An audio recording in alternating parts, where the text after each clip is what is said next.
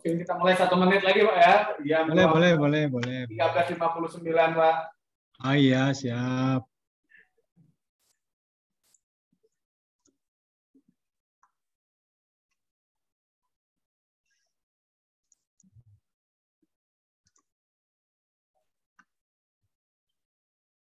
Baru 7. Pedanya berapa nih? Nunggu masih. Ibu Tina, Assalamualaikum. Selamat siang, Ibu. Waalaikumsalam, Bapak. Assalamualaikum, Pak Trino.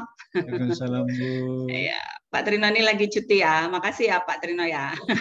Bantuin saya. Luar biasa, Pak. Menganalisa.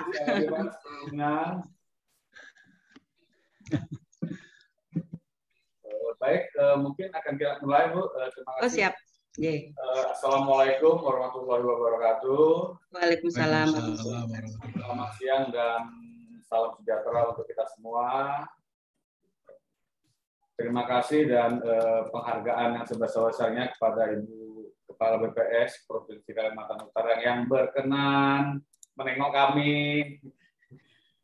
untuk berdiskusi, dan juga Pak Tri, terima kasih atas kesediaannya, kesempatannya meluangkan waktu di sela cutinya, Bu. Ya, ini luar biasa kinerja beliau, Bu. Tidak perlu diragukan lagi, Bu. Jadi, dan juga para rekan-rekan dari Bapak Dalitbang maupun beberapa teman lainnya. Perlu kami sampaikan, Ibu Kepala BPS dan juga Pak Tri, bahwa kami ini coba memulai langkah kecil, Pak. Langkah kecil untuk ada forum kita berdiskusi, Pak, terkait dengan perencanaan di 5 kabupaten kota. Dan ini pertama kalinya kita adakan, dan kami sangat support bantuan dari stakeholder, khususnya teman-teman BPS, siap berpartisipasi dalam rangkaian kegiatan ini nantinya. Pada saat ini kita akan mencoba sedikit membuka tentang rencana pembangunan dan pengembangan wilayah di Kabupaten Tanah Tidung. Tapi ke depannya kita akan melingkupi 5 kabupaten kota lainnya, Bu, dengan tema dan topik yang berbeda. Dan saya harap kami juga menyampaikan permohonan maaf Kepala Bapeda, Pak Risdianto, kiranya beliau tadi yang ikut bergabung bersama kita, Bu, karena ada sesuatu hal beliau meminta kami untuk melanjutkan FGD ini. Baik, saya coba memulai memandu sebagai moderator, dan kami harapkan Pak Kris sebagai narasumber nanti, dan juga mungkin Ibu Tina bisa menambahkan, Bu, terkait dengan perencanaan pembangunan dan pengembangan wilayah Provinsi Kabupaten Tanah Tidung.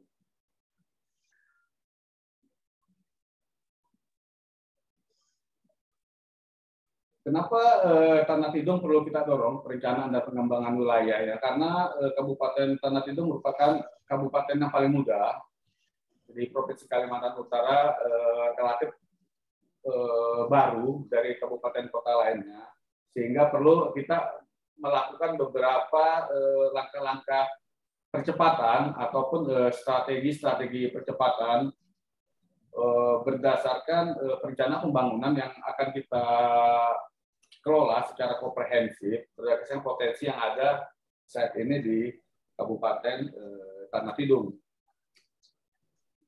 Dan kegiatan kita hari ini juga merupakan sebagai langkah awal untuk mencoba kita menguraikan, mendiagnosis masalah, umpamanya terkait dengan pengumpulan data, dan mencoba mengidentifikasi permasalahan yang dihadapi dalam pembangunan di Kabupaten Tanah Tidung. Sekilas tentang Kabupaten Tanah Tidung, sebagaimana yang tersaji di paparan, bahwa ini kabupaten termuda di Provinsi Kalimantan Utara dengan jumlah penduduk sekira 25.540 jiwa berdasarkan sensus dari BPS tahun 2020. Tanah Tidung juga memiliki letak strategis karena berada di tengah-tengah, ya, di tengah-tengah jalur perekonomian Utara Kalimantan Utara, sektornya khususnya di perairan menghubungkan antara wilayah Tarakan, dan Kabupaten Malino. Begitu juga pada jalur poros tengah, wilayah utara yang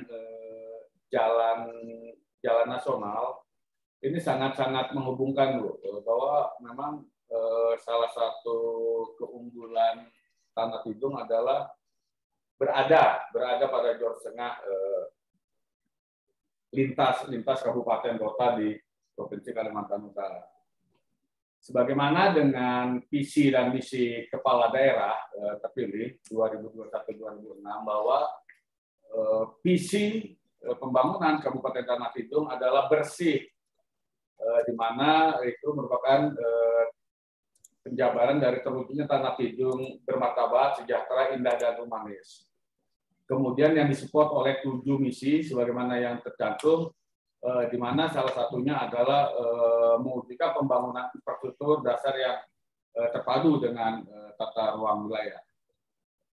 Kemudian sekilas juga kita tampilkan realisasi pendapatan dan belanja APBD Kabupaten Tanah Tidung dalam 2 tahun terakhir. Begitu juga dengan sumber-sumber pembangunan yang berasal dari APBN, bahwa selama 2 tahun terakhir APBD Kabupaten Tanah Tidung berkisar antara 700 hingga 800 miliar. Memang ini sangat kecil ya nominalnya untuk memaksimalkan segala mana tantangan tadi. Kami juga mencoba memberikan informasi potensi-potensi yang ada di Tanah Tidung, baik itu potensi perikanan, ada beberapa kita sajikan, kemudian batu bara dan juga luas perkebunan. Sebetulnya yang menjadi potensinya ini perikanan memiliki yang hasil produksi yang sangat besar, dan ini menjadikan daya tarik sendiri untuk upaya kita menarik investasi ke Kabupaten Tanah Tidung, bahwa sektor perikanan kita hasilnya cukup lumayan sebagaimana yang saji. Kemudian sebagaimana dalam dokumen KPJMD Kabupaten Tanah Tidung tahun 2021-2026 bahwa permasalahan utama pembangunan di Kabupaten Tanah Tidung itu ada 5. Ada 5 sebagaimana dokumen RPJMD. Yang pertama, belum optimalnya pembangunan kualitas sumber daya manusia. Kemudian belum optimalnya pemerataan pembangunan infrastruktur. Yang ketiga, kemudian belum optimalnya pembangunan ekonomi berkelanjutan, serta belum meratanya pembangunan daerah di seluruh desa. Kemudian belum terwujudnya tata kelola pemerintahan yang baik. Kita mengambil coba pada FGD kali ini kita mengambil pada tantangan permasalahan utama pembangunan di Kabupaten Tanah Tidung berdasarkan dokumen RPJMD itu terkait dengan belum optimalnya pemerataan pembangunan infrastruktur. Saat ini isu-isu yang sangat lagi booming di pemerintahan Kabupaten Tanah Tidung adalah terkait rencana pengembangan kawasan Pelabuhan Batu. Kita mengambil tema ini karena pemerintah Kabupaten Tanah Tidung mencoba merangkaikan ini sebagai suatu kawasan di mana ini akan merangkap sebagai pelabuhan utama speedboat, pelabuhan feri, pelabuhan barang, serta untuk pelabuhan peti kemas. Rencana pengembangan Pelabuhan Batu ini juga udah dimulai oleh teman-teman Pemkab Tanah Tidung dengan terkait beberapa dokumen perencanaan, semisal UKL-UPL udah disusun pada tahun 2015, kemudian studi kelayakan dan master plan kawasan ekonomi berbasis maritim di Batu. Dalam pengembangannya kawasan Pelabuhan Batu sendiri ini juga menghadapi kendala ketersediaan akses jalan ya. Akses jalan menuju ke kawasan pelabuhan, di mana ini merupakan kawasan wilayah kehutanan atau yang pemanfaatannya memerlukan izin pelepasan kawasan hutan dari Kementerian KLHK. Demikian juga dengan proses pelepasan kawasan untuk kawasan pusat pemerintahan Kabupaten Tanah Tidung dan saat ini sedang berproses.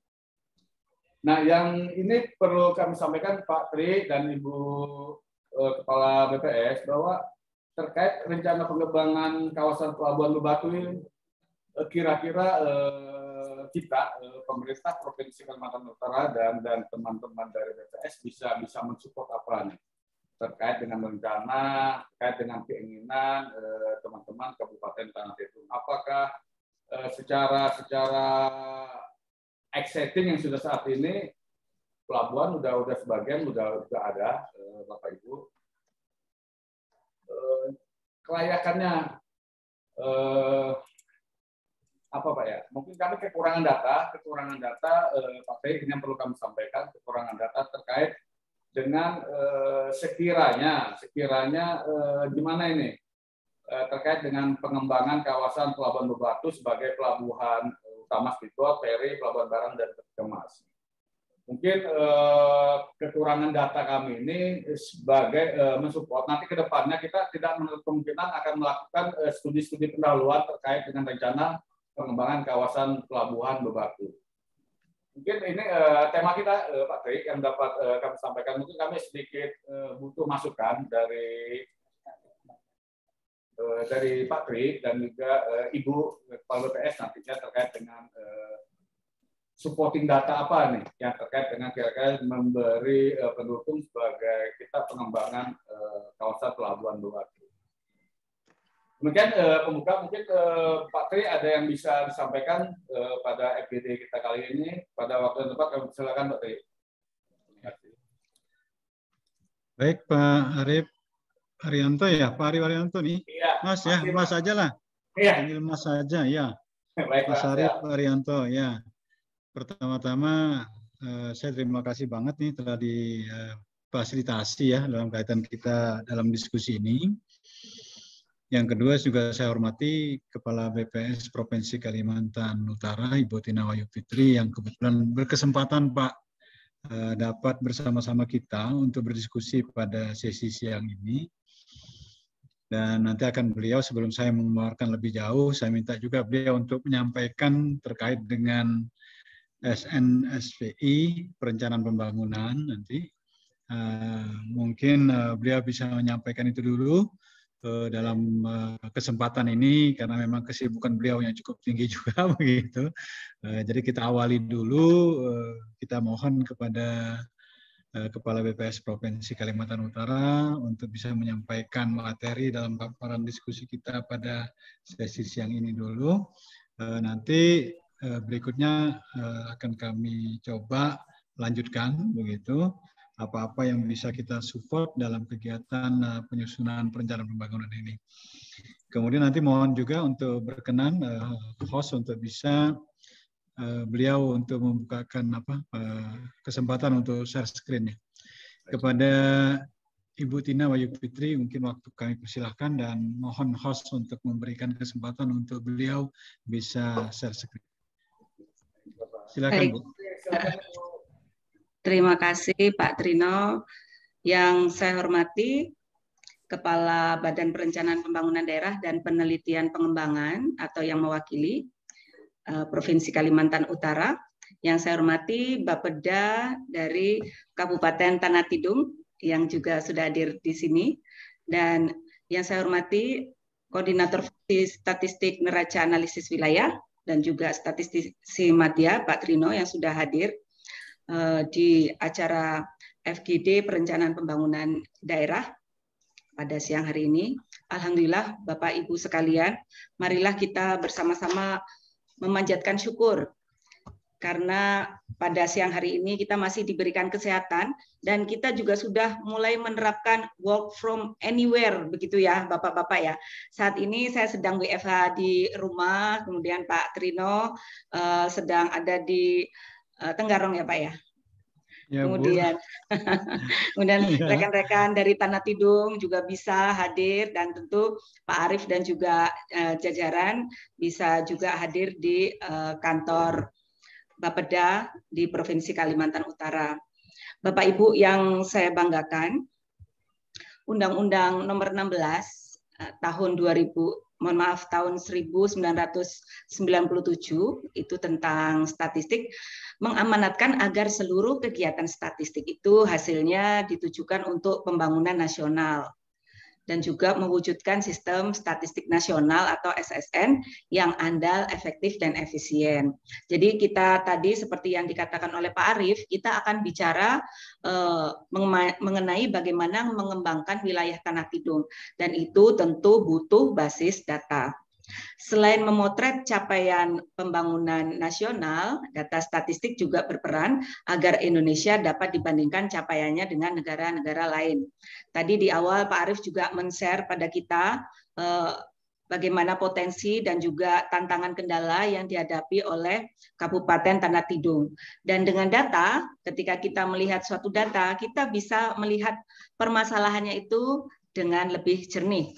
Kalau tadi saya lihat ada realisasi yang masih belum bisa memenuhi target. Nah, kita bersama-sama hadir adalah bagaimana ke depan kita bisa membantu pemerintah daerah Kabupaten Tanah Tidung untuk mewujudkan mutunya, ya itu yang tadi disebutkan mutunya bersih, bermartabat, dan mohon maaf saya lupa tadi belum sempat mencatat cepat.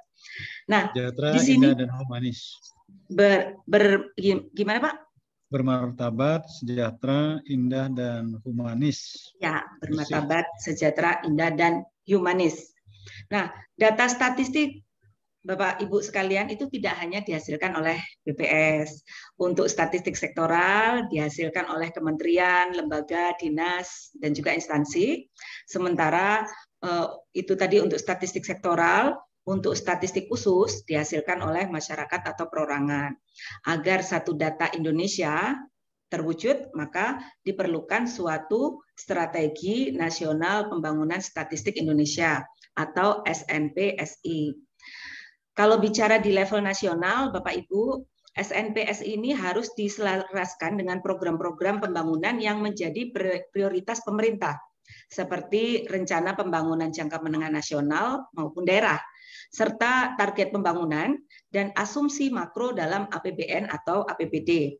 Sementara kalau data ini di level internasional, SNPSI juga harus mampu merespon kebutuhan lembaga internasional dalam memotret isu yang menjadi perhatian dunia. Dalam konteks strategi nasional pembangunan statistik Indonesia ini, agendanya penyediaan statistik bagi kegiatan agenda pembangunan itu harus menggunakan rujukan yang berlaku. Ini nanti akan menjawab yang tadi yang disampaikan oleh Pak Arief mengenai kebutuhan data. Kemudian selanjutnya terkait dengan pelaksanaan pembangunan pasca 2015, yakni tujuan pembangunan berkelanjutan atau TPB atau yang kita kenal dengan SDGs. Negara-negara di dunia termasuk Indonesia telah bersepakat untuk mengimplementasikan dan melaporkan kemajuan yang dicapai dalam pelaksanaan TPB, tujuan pembangunan berkelanjutan. Nah, Bapak Ibu, saya berharap apa yang saya sampaikan nanti bisa membantu Bapak Ibu untuk mengeksplorasi data yang ada di BPS maupun mudah-mudahan juga tersedia di Dinas Pemerintah Daerah. Pada era TPB atau SDGs ini sangat erat ya dengan Bapeda begitu. Data revolusi, big data, dan nawacita seperti sekarang ini, informasi capaian pembangunan merupakan sumber data utama bagi pemangku kebijakan. Di tengah keragaman data yang ada saat ini, data yang dihasilkan oleh BPS memang sudah menjadi sandaran utama pemenuhan kebutuhan pemerintah dalam mengimplementasikan pembangunan nasional supaya sejalan dengan visi dan misi pemerintah tahun 2020 sampai 2024. Nah, ini tercermin dari data yang dihasilkan BPS, ini sudah mampu memenuhi 7 agenda pembangunan yang telah ditetapkan.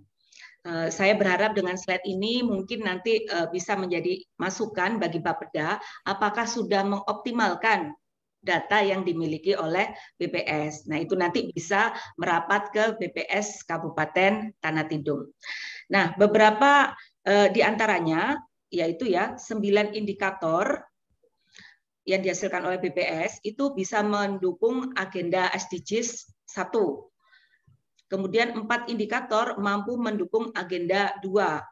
14 indikator yang dihasilkan oleh BPS mampu mendukung agenda 3, 1 indikator mampu mendukung agenda 4, dan 8 indikator mampu mendukung agenda 5, serta masing-masing 1 indikator mendukung agenda 6 dan 7.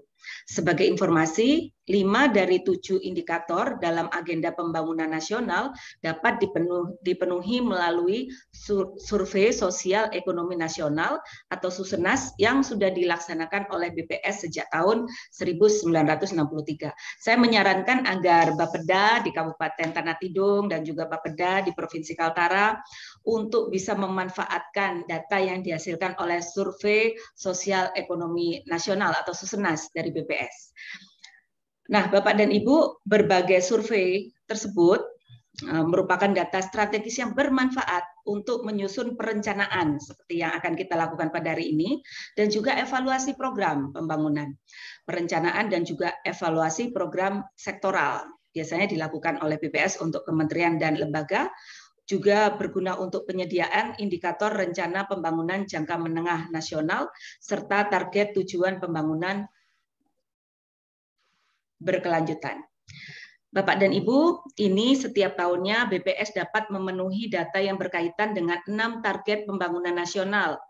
Ini akan saya sebut, mudah-mudahan Bapak dan Ibu dari Bapeda sudah pernah memanfaatkan data-data yang saya sebut di sini, antara lain kemiskinan, pengangguran, Gini rasio, pertumbuhan ekonomi, inflasi, serta indeks pembangunan manusia. Untuk keperluan pemenuhan target dalam RPJMN, BPS mampu menghasilkan berbagai indeks atau indikator strategis yang digunakan untuk evaluasi capaian dalam RPJMN dan sektoral. Di antaranya Indeks Pembangunan Manusia atau IPM, Indeks Demokrasi Indonesia atau ID, Indeks Perilaku Anti Korupsi atau IPAK, Indeks Kesulitan Geografis IKG, Indeks Pembangunan Kebudayaan IPK, Indeks Pembangunan Pemuda IPP, Indeks Capaian Revolusi Mental ICRM, Indeks Pembangunan Masyarakat IPMAS, Indeks Aktualisasi Pancasila IAP, Indeks Perlindungan Anak atau IPA, Indeks Perlindungan Hak Anak atau IPHA, Indeks Perlindungan Khusus Anak atau IKA, dan Indeks Khusus Penanganan Stunting atau IKPS. Data tersebut diperlukan oleh pemerintah, memang beberapa levelnya adalah level nasional, tapi juga banyak yang levelnya bisa disajikan di level provinsi maupun kabupaten. Dan ini akan Bapak Ibu bisa manfaatkan seoptimal mungkin untuk merencanakan pembangunan dan juga mengembangkan wilayah. Data yang dihasilkan oleh BPS, Bapak dan Ibu, tidak lepas dari dukungan, kolaborasi, dan juga kerjasama berbagai pihak, terutama pemerintah daerah. Kami BPS di Provinsi Kalimantan Utara sangat terbantu oleh dukungan dan juga kolaborasi kerjasama dari Bapeda Litbang Provinsi Kaltara. Saya mengucapkan terima kasih yang setinggi-tingginya atas dukungan Bapak Gubernur beserta jajaran Bapeda Litbang dalam penyelenggaraan statistik yang dilakukan oleh BPS di Provinsi Kalimantan Utara. Menutup sambutan saya mohon untuk dilanjutkan oleh Pak Trino sebagai statistisi Madya BPS untuk menyampaikan penggunaan data statistik dasar dalam bentuk analisa sederhana dalam paparan yang berjudul Perencanaan Pembangunan dan Pengembangan Wilayah Kabupaten Tanah Tidung. Terima kasih atas perhatian Bapak Ibu semuanya. Wassalamualaikum warahmatullahi wabarakatuh. Waalaikumsalam warahmatullahi wabarakatuh. Terima kasih Bu atas paparan yang singkat tapi menurut kami sangat jelas begitu dan lugas, dan mudah-mudahan juga menjadikan sebagai bahan rujukan kita bersama di dalam membangun Kaltara yang berubah begitu, maju dan sejahtera, dan secara khusus juga pada hari ini dapat dimanfaatkan oleh Kabupaten Tanah Tidung dengan bersih begitu, bermartabat, sejahtera, indah dan humanis ya. Terima kasih sekali lagi atas paparan Ibu, begitu mudah-mudahan ini sangat memberikan manfaat buat kita semuanya. Mungkin itu, Bu. Pak Ari, apa kita lanjut ini, Pak Ari? Mana Pak Ari suaranya? Hilang nih, masih di mute kali. Kita lanjut sedikit ya Pak Ari ya, terkait dengan kita fokus ke Tanah Tidung. Saya juga mohon sedikit share screen dulu, gitu. Ya.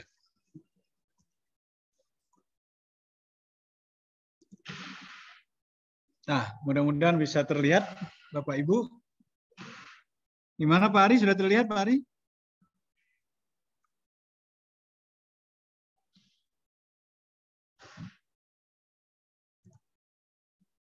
Teman-teman yang lain di Litbang Kaltara bisa terlihat?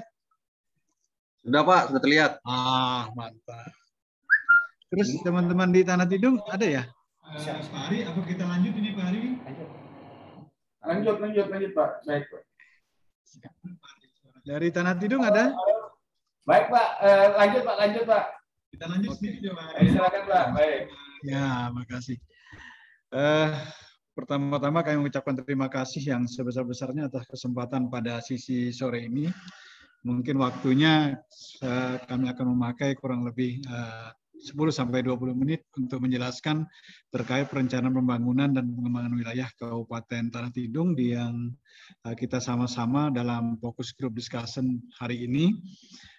Saya Trino Junaidi selaku statistik ahli media pada Badan Pusat Statistik Provinsi Kalimantan Utara. Mohon izin Pak Ari dan teman-teman semua, dan mohon izin juga kepada Bu Tina untuk saya sampaikan, lanjutkan terkait penjelasan apa yang bisa kita berikan kepada teman-teman kita pada sesi sore hari ini. Yang pertama, Bapak Ibu, perlu kami sampaikan bahwa Satu Data Indonesia atau SDI merupakan kunci keberhasilan daripada pembangunan, baik pembangunan regional maupun yang bersifat nasional. Nah, Satu Data ini mudah-mudahan nanti dapat kita dapat kita wujudkan di Provinsi Kalimantan Utara ini dengan kita bersama-sama bekerja sama dan berkolaborasi terkait dengan data dasar yang memang menjadi kewenangan Badan Pusat Statistik. Kemudian ada yang disebut dengan statistik sektoral yang merupakan kewenangan dari teman-teman di organisasi perangkat daerah dan pelaku usaha. Kemudian juga ada namanya statistik khusus yang semuanya itu dihasilkan oleh teman-teman kita di akademisi dan di berbagai pengembangan dan penelitian. Tentu untuk memunculkan menjadi Satu Data Indonesia, Badan Pusat Statistik melakukan pembinaan statistik sektoralnya ke seluruh statistik tadi, baik statistik sektoral maupun statistik khusus. Nah, tentu Satu Data Indonesia ini pertama memerlukan mekanisme koordinasi dan kolaborasi yang jelas antar stakeholder untuk menyediakan data yang dibutuhkan. Nah, kemudian tentu terciptanya pengelolaan data secara terpadu untuk menghasilkan data yang konsisten, ya. Kemudian data itu akurat dan dapat dipertanggungjawabkan. Nah, tentu aturan-aturan ini akan kami lakukan pembinaan kepada semua stakeholder agar bisa data-data yang dihasilkan itu konsisten, akurat, dan dapat dipertanggungjawabkan khusus pada statistik sektoralnya. Kemudian kita bersama-sama membangun kesadaran dan pemahaman bersama akan pentingnya keberadaan data yang akurat dan mutakhir dewasa ini. Jadi saat ini dan ke depan, tentu keberadaan data yang akurat ini dan mutakhir itu terkini, maksud kita selalu dimutakhirkan, selalu data tercepat begitu, terkini, bisa dalam bentuk triwulanan atau bulanan begitu, untuk semuanya sebagai early warning daripada keberbangunan kita. Kemudian kita juga berharap bahwa kita semuanya harus berani mengambil langkah, yaitu menghilangkan ego sektoral untuk menghasilkan data yang dapat dibagi pakaikan dan mudah diakses. Kadang-kadang kita menemukan data begitu, tetapi ternyata karena ego sektoral datanya agak diumpetin begitu, tidak bisa dibagi pakaikan dan aksesnya sulit begitu kan. Nah, mudah-mudahan ini kita hilangkan ke depan untuk membangun Kaltara yang sama-sama kita banggakan seperti itu. Tentu semuanya itu melakukan perumusan kebijakan dan program pembangunan yang tepat seperti itu, sehingga data mudah dibagi pakaikan dan mudah kita akses bersama. Kemudian Bapak Ibu kita lanjut. Nah, sinergi bersama mewujudkan satu data Indonesia ini tentu kita berperan aktif dalam implementasi satu data Indonesia, artinya nanti satu data Kalimantan Utara, satu data Kabupaten Tanah Tidung gitu. Kalau kita berbicara pada level administrasi kabupaten. Semua data harus satu gitu. Jadi satu data di Tanah Tidung, data pertanian, data industri, data perdagangan, sampai kepada data-data yang lain, termasuk data jasa-jasa, itu semuanya dalam bentuk satu data. Kemudian dukungan dalam penyediaan data statistik sektoral, dan juga nanti akan kita lakukan pembinaan dengan melengkapi metadatanya. Sehingga data itu rekam jejaknya jelas, dari mana sumbernya, bagaimana memperolehnya, bagaimana mengolahnya, dan bagaimana menyajikannya, seperti itu. Kemudian tentu Bapeda sebagai user daripada pengguna data ini, user data ini akan dapat memanfaatkan data ini secara maksimal dan memaknainya mudah. Jadi contoh misalkan ada data IPM, itu satuannya apa begitu, terus kenapa kita masih di posisi tidak terlalu tinggi begitu, masih status tinggi untuk level provinsi, kemudian ada beberapa kabupaten kota yang masih kategorinya masih rendah. Nah, itu juga akan kita lengkapi dengan berbagai metadatanya, bagaimana data itu dihitung dan bagaimana data itu diperoleh, kemudian apa makna di balik angka itu, seperti itu. Sehingga teman-teman sebagai user data ini dengan mudah memanfaatkan untuk perencanaan pembangunan dan menjadi tepat sasaran, seperti itu. Kemudian melakukan interoperabilitas data statistik sektoral untuk memudahkan bagi pakai data, terutama dalam penyusunan daerah dalam angka sebagai data perencanaan pembangunan. Jadi sebagai modal utama perencanaan data pembangunan itu adalah daerah dalam angka. Kalau di provinsi disebut Kalimantan Utara dalam angka, kalau di Tanah Tidung disebut Kabupaten Tanah Tidung dalam angka. Tentu koordinasi antara pembina data dan wali data tingkat daerah dalam membina produsen data di tingkat daerah kita akan lakukan. Saya lanjutkan sedikit terkait dengan SDM dan teknologi. Ini merupakan akselerator dari pemulihan ekonomi berkelanjutan. Tentu kita mengetahui bahwa di tahun 2020 itu hampir semua daerah, bahkan semua belahan dunia mengalami pertumbuhan ekonomi yang turun begitu. Dan mudah-mudahan dengan SDM dan teknologi ini menjadi salah satu akselerator pemulihan ekonomi kita yang berkelanjutan, atau ekonomi kita yang memiliki prestasi seperti itu. Jadi berprestasi pemulihan ekonominya. Jadi ekonomi yang berkelanjutan. Tentu kita tahu bahwa pandemi COVID memang mengakselerasi transportasi digital. Ada digital training, ada digital kita dalam bekerja, dan digital shopping. Jadi kita tahu seperti itu. Kemudian kita tahu bahwa booster terhadap ekosistem atau budaya inovasi, di mana SDM kita kemampuan untuk yang perlu dimiliki di era disrupsi ini, pertama adalah profesional, perspektif ya, adalah kemudian strategi orientasinya, terus inovasi dan capability-nya. Kemudian teknologinya tentu akses penyediaan infrastruktur teknologi informasi komunikasi untuk semua orang. Kemudian ada use of digital platformnya, kemudian kepercayaan, jadi security concern-nya. Jadi seperti itu terhadap sumber daya manusia dan teknologi. Nah, berfokus kepada rencana pembangunan adalah salah satu pengembangan wilayah adalah pembangunan pelabuhan Bebatu di Kecamatan Sesai Pilir. Ini saya coba ambilkan dari posisi daripada geografis Bebatu itu. Tadi sudah dijelaskan oleh Pak Arif terkait memang Tanah Tidung ini secara geografis memiliki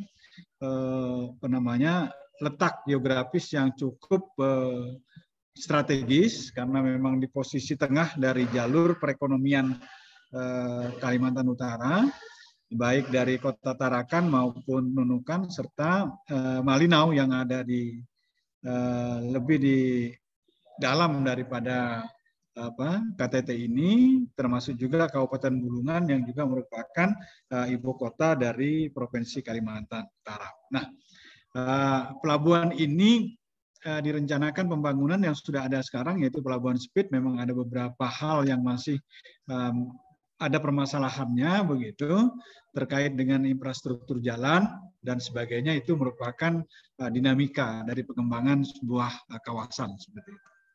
Kemudian ini saya coba sarikan potensi desa Bebatu. Jadi Bapak Ibu di BPS itu ada namanya, tadi disampaikan namanya data potensi desa. Jadi seluruh desa kita itu terpotret di BPS. Tentu kita perlukan wadah yang lebih bisa menampung data-data itu begitu. Nanti apakah dalam bentuk profil desa atau apa saja namanya, nanti kita coba. Itu merupakan data yang bersumber dari administrasi yang terkecil dan sangat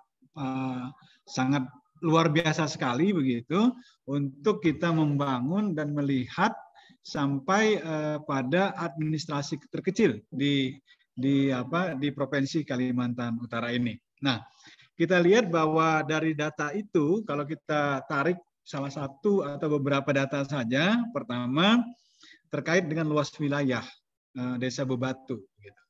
Ada luas wilayah sebesar seluas 500,57 km persegi atau 26,65% dari total luas wilayah Kecamatan Sesai Pilir. Nah, kan ini menjadi sebuah indikator. Jadi Bebatu ini kalau dilihat dari sisi kecamatannya dia sudah memiliki luas 26,65%. Kemudian ada juga data yang kami tarik terkait dengan jarak ke ibu kota kabupaten. Jadi jaraknya ada 47 km, ya. Waktu tempuhnya 1,25 jam kalau kita menggunakan kendaraan air, ukurannya seperti itu. Kalau ke ibu kota kecamatan hanya 21 km dengan jarak tempuh kurang lebih 1 jam dengan kendaraan air, kan begitu.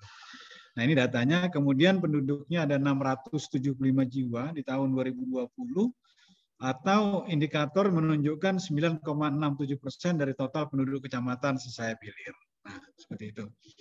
Kemudian laju pertumbuhan penduduknya itu 4,92%. Ya. Jadi diukur dari tahun sensus 2010 ke 2020. Jadi Desa Bebatu ini penduduknya terus menambah begitu, terus bertambah begitu. Nah, terus ada 198 kepala keluarga yang sudah menggunakan penerangan listrik non-PLN. Nah, itu di Desa Bebatu ini. Nah, kemudian nanti indikatornya bisa kita lihat dari indikator elektrisasi daripada PLN. Kemudian dari sisi pendidikan ada 1 SD negeri, sementara SMP, SMA, SMK, dan perguruan tinggi belum tersedia. Kemudian kalau dilihat dari sarana kesehatannya ada juga belum ada PKM ya, Puskesmas, pos itu ada Puskesdesnya yang belum tersedia. Ada embung desa itu 1 buah gitu, sapers ekonomi, pasar, supermarket, restoran, rumah makan juga belum tersedia ya. Sarana keuangan bank ini juga belum tersedia di Bebatu ini. Sarana koperasi juga belum tersedia begitu. Kalau warung kelontong ada 3 unit yang teridentifikasi, kedai minum ada 4 unit, kemudian BTS itu ada 1 buah dengan 2 operator seluler, tapi sinyalnya kuat di Bebatu ini, ya sinyalnya kuat. Nah ini juga salah satu daya tarik juga begitu. Jadi sinyalnya kuat kalau memang pelabuhan akan dibangun di sana, dilengkapi dengan berbagai pelabuhan yang lain, baik yang sudah ada, pelabuhan speedboat maupun ditambah nanti pelabuhan penyeberangan feri ataupun penyeberangan penumpang dan barang begitu, termasuk jasa. Tentu sinyal ini menjadi salah satu persyaratan juga yang menjadi sesuatu yang perlu diperhitungkan seperti itu. Kemudian sarana transportasi darat dan air, angkutan umum, jadi masih ada di sana, tetapi tidak ada trayeknya belum ada. Ya. Sebagian besar jalannya masih tanah begitu, tetapi bisa dilewati oleh kendaraan sepanjang tahun. Nah, mudah-mudahan ini menjadi satu pemikiran, satu perencanaan nanti dengan tumbuh kembangnya pusat ekonomi yang ada di daerah pelabuhan ini, tentu seiring dengan itu akan berimbas kepada perbaikan jalan, kemudian peningkatan infrastruktur, baik permukaan jalan, termasuk jembatan dan sebagainya.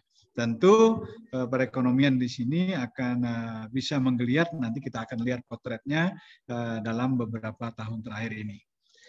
Nah itu tentang Bebatu. Kemudian ini pernah saya sampaikan terkait dengan bagaimana realisasi dan target daripada 6 fokus pembangunan nasional yang berada di Tanah Tidung terkait dengan pertumbuhan ekonomi, kemudian tingkat pengangguran terbukanya, indeks pembangunan manusia, rasio Gini, tingkat kemiskinan, inflasi, dan investasi.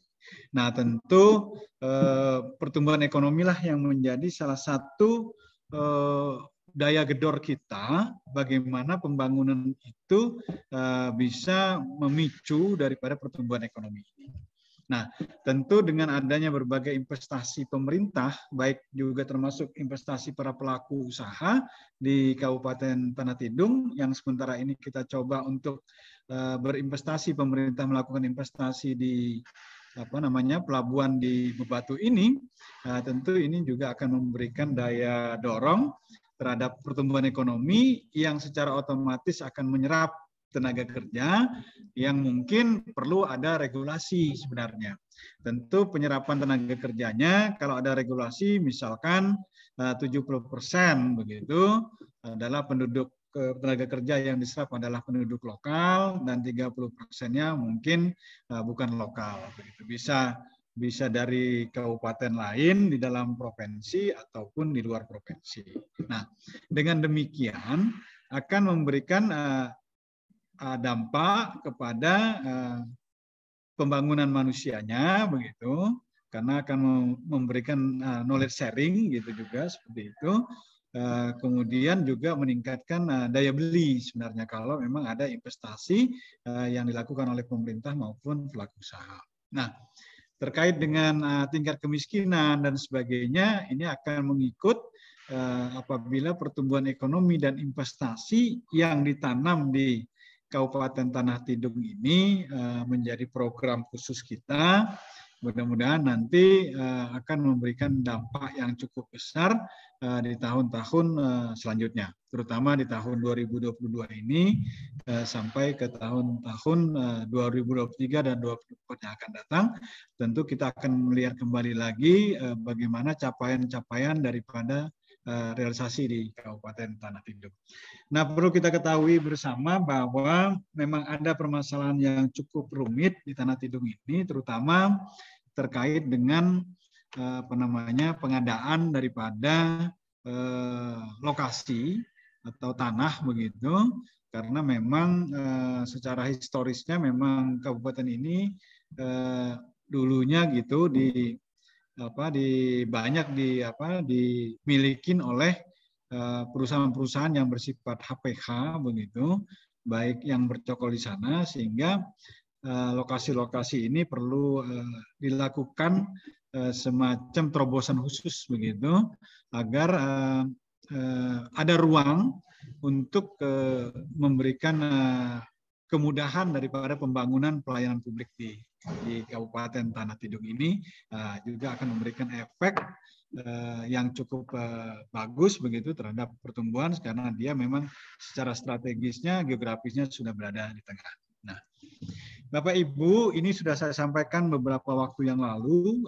Ini hanya diulang saja terkait dengan capaian-capaian dan bagaimana kita melakukan agar ada terobosan-terobosan supaya laju pertumbuhan ekonomi di Kabupaten Tanah Tidung ini semakin menggeliat. Ditambah lagi, semoga harapan kita bahwa pembangunan kilang mini, LNG mini itu bisa rampung di 2023 dan bisa beroperasi di akhir tahun ini.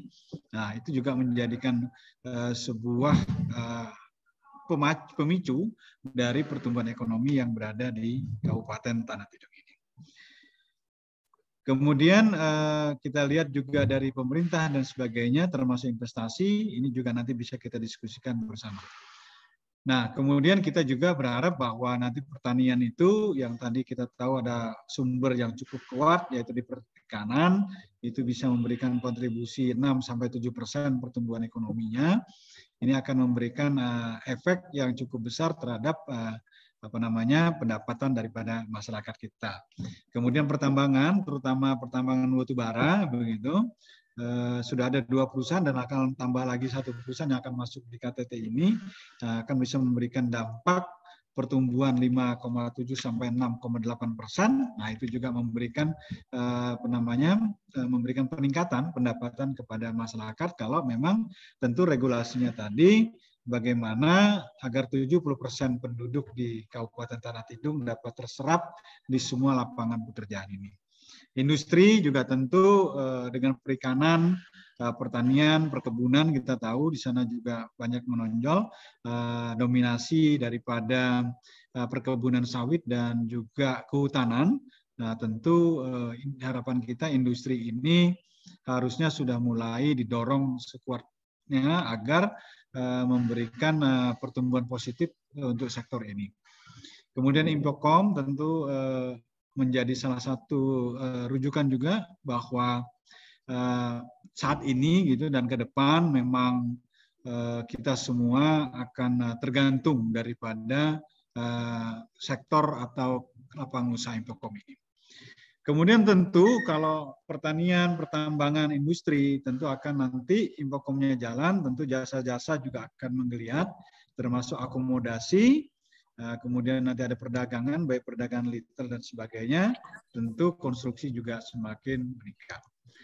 Itu beberapa, kemudian kalau kita melihat ini sudah dijelaskan tadi, ada Kabupaten Tanah Tidung dengan luas wilayah, jumlah kecamatannya, jumlah desanya ada di sini, kemudian kita tahu bahwa ada beberapa isu strategis pembangunan Provinsi Kalimantan Utara, dan fokus pembangunan di RKP 2022 ini, kita tahu ada beberapa fokus yang sudah ditetapkan, dan mudah-mudahan ini juga akan berdampak kepada terjadi multiplier effect di Kabupaten Tanah Tidung. Kemudian ini Pak Gubernur kemarin juga pernah mengatakan ada tantangan juga, makanya kita daerah perbatasan, ada kesenjangan wilayah, tentu kesulitan demografis, ketahanan nasional, kemudian pelayanan publik yang perlu kita juga kembangkan di Tanah Tidung ini, keterbatasan infrastruktur penunjang, peningkatan perekonomian dan sebagainya. Tentu ini menjadi pemikiran-pemikiran kita bersama dan kita diskusikan bersama terkait dengan bagaimana kita mengembangkan wilayah Kabupaten Tanah Tidung ini menjadi daerah sentral ekonomi untuk wilayah Kalimantan Utara. Dan tentu kita tahu ada beberapa indikasi prioritas kegiatan gitu dalam pemulihan ekonominya gitu, karena di 2021 terlihat ada sudah pemulihan ekonomi terkait dengan tentu pertanian masih kita dorong, di dalamnya juga ada perikanan begitu. Tentu pertanian ini akan membawa ketahanan pangan, ini penting buat kita. Kemudian industri dan perdagangan ya. Kemudian ketenaga kerjaannya tentu menjadi sesuatu yang terus kita perhatikan begitu. Dan pariwisata di Tanah Tidung ini juga ada beberapa, tinggal belum banyak dipromosikan saja. Saya kira ada puncak lavender dan sebagainya begitu yang bisa sampai juga kebun sawit juga bisa menjadi pariwisata. UMKM tentu investasi seperti itu. Inilah rantai daripada pemulihan ekonomi, mudah-mudahan di rantai ini akan berjalan seiring dengan pembangunan pelabuhan itu, dan tentu semuanya data-data nanti akan kita coba support yang mana yang memang diperlukan di dalam berbagai perhitungan-perhitungan perencanaan pembangunan di Kabupaten Tanah Tidung ini. Selanjutnya, kita tahu bahwa selama ini di masa COVID juga pemerintah sudah sangat merespon gitu. Adanya pemberian bantuan sosial yang juga ada sampai ke Tanah Tidung, pengurangan pajak dan keringanan pajak gitu. Bantuan permodalan juga disalurkan, pengurangan suku bunga, kemudian implementasi protokol kesehatan, layanan kesehatan, pelaksanaan program vaksinasi. Ini di bidang kesehatan maupun di bidang ekonomi, semua respon pemerintah ini untuk menahan tingginya kemiskinan, kemudian pengangguran yang bisa ditahan supaya tidak terlalu banyak yang di PHK dan sebagainya. Inilah beberapa program-program atau respon pemerintah di masa pandemi COVID-19 ini. Kemudian pelajaran kita dari pandemi ini mudah-mudahan kita tidak terlalu terlena begitu, karena kondisi sebelum pandemi bagaimana SDM kita yang tidak mismatch misalnya gitu. Ya, organisasi yang berbasis pada proses manual dan sifatnya offline semua. Tentu pelajaran dari pandemi ini membuat kita menjadikan diri kita tidak mundur, tetapi memaksa kita untuk berani melakukan lompatan yang besar, karena pandemi ini membuat kita semua menjadi memaksakan diri memasuki era digital yang pada saat ini dalam pertemuan-pertemuan kita pun kita rasakan kita berjauhan dalam kondisi yang sama-sama memiliki kesibukan, tetapi kita meyakini bahwa Kaltara akan memiliki masa depan dengan memiliki organisasi yang modern, yang smart ASN, tentu berdaya melayani serta menguasai IT dan berbahasa asing. Nah, tentu dengan adanya krisis ini kita lagi tidak mundur, tapi kita sudah melakukan lompatan besar, terutama di dalam hal kita berdiskusi pada saat ini merupakan salah satu bukti bahwa kita sudah melakukan lompatan-lompatan itu. Tantangan pemulihan ekonomi kita tahu bahwa tentu akan bergantung juga kepada proses vaksinasi, ya, ketaatan kita bersama di dalam menjaga protokol kesehatan. Tentu modal utamanya adalah informasi teknologi, data, partisipasi sudah, dan sumber daya manusia. Jadi ini tantangan-tantangan kita ke depan, bagaimana kita mencetak SDM yang lebih bisa berdaya saing di Provinsi Kalimantan Utara pada umumnya dan di Kabupaten Tanah Tidung secara khusus dengan berbagai kegiatan-kegiatan pembangunan di berbagai sektornya.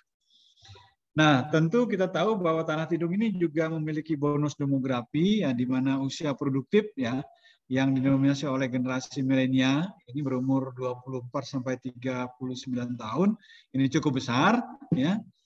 Kemudian ada Gen X juga yang berumur 40 sampai 5 juga di bawah dari milenialnya begitu. Jadi ini merupakan bonus demografi di Kabupaten Tanah Tidung yang masih produktif, yang dapat dikembangkan dan bisa memiliki produktivitas yang sangat tinggi nantinya.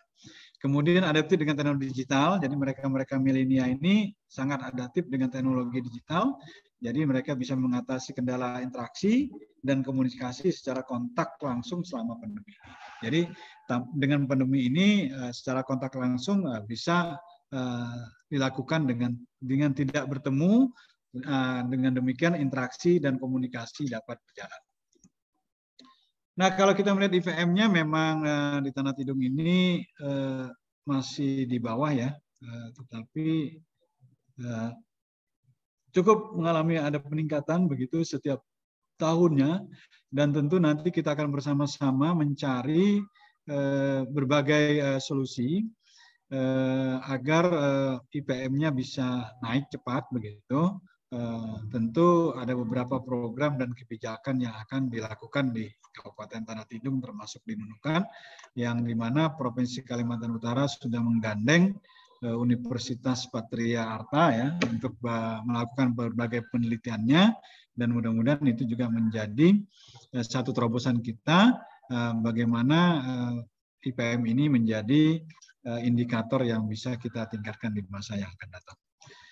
Kemudian itu yang beberapa yang bisa kami sampaikan. Pada prinsipnya BPS siap untuk melakukan supporting data begitu, apa yang bisa dilakukan, yang diperlukan, termasuk data-data yang sudah dijelaskan panjang lebar tadi, termasuk data-data indeks, termasuk bagaimana memaknai indeks itu, termasuk juga kita menyiapkan beberapa data-data yang memang perlu kita buat wadahnya, seperti data potensi desa yang setiap 3 tahun sekali kita kumpulkan, kemudian ada Susnas, Survei Sosial Ekonomi Nasional begitu.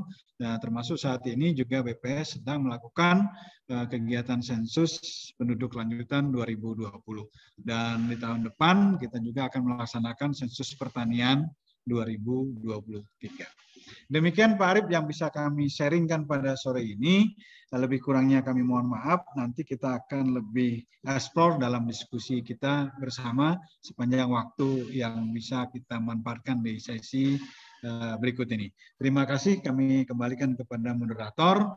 Mohon maaf atas kekurangannya. Assalamualaikum warahmatullahi wabarakatuh. Waalaikumsalam. Terima kasih banyak Pak Tri atas penyajian informasinya terkait dengan beberapa informasi publis maupun statistik di Kabupaten Tanah Tidung. Bahwa sebagaimana yang disampaikan oleh Pak Tri dan Ibu Tina terkait dengan satu data Indonesia, bahwa kita saat ini sudah berkomitmen dan bersepakat bahwa kita bersama-sama mewujudkan satu data Indonesia dengan sekretariatnya yang ada di Bappenas, Pak ya. Kita komunikasi aktif dan juga beberapa teman sebagai wali data dan juga teman-teman BPS sebagai apa istilahnya kita sumber data kita di Pemprov Kaltara, terlebih dalam verifikator aplikasi sejarah cantik, Pak, penyajian data cantik, teman-teman BPS sangat memiliki peranan. Nah, seperti kita ketahui bersama, sebagaimana pemaparan tadi, salah satu tantangan pembangunan di Kabupaten Tanah Tidung, sebagaimana dokumen RPJMD 2021-2026 adalah belum optimalnya pemerataan pembangunan infrastruktur. Nah, di mana dengan optimalnya ini dan ini harapan kita semua bersama. Dengan terkait rencana pengembangan kawasan Pelabuhan Bebatu ini akan membuka jaringan konektivitas, membuka pintu awal pembangunan infrastruktur lainnya dalam hal pemekayaan penyentuhan ke desa-desa.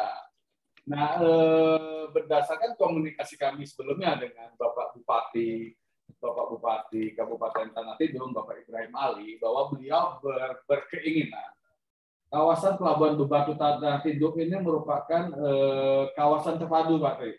Kawasan terpadu sebagai pelabuhan utama speed, nantinya kemudian pelabuhan feri, pelabuhan barang maupun pelabuhan peti kemas.